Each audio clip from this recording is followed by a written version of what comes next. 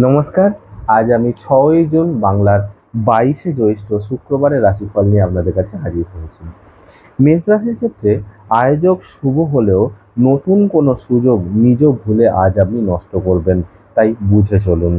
বৃষ রাশির ক্ষেত্রে আয়োজক শুভ, ব্যবসায়ীদের ব্যবসায় লাভ হবে, তবে বুঝে লগ্নি করবেন। মিথুন রাশির ক্ষেত্রে আয়োজক মধ্যম, শিক্ষার্থীদের শিক্ষায় উন্নতি হবে, কর্মপ্রার্থীদের নতুন সুযোগ লাভ হবে। কর্কট রাশির ক্ষেত্রে আয়ের থেকে ব্যয় বেশি হবে, তবে সেই ব্যয় কোনো না কোনো প্রয়োজনেই হবে। সিংহ রাশির ক্ষেত্রে আয়োজক মধ্যম, তবে আজ হঠাৎ কিছু প্রাপ্তি হবে, মানসিক শান্তি লাভ করবেন।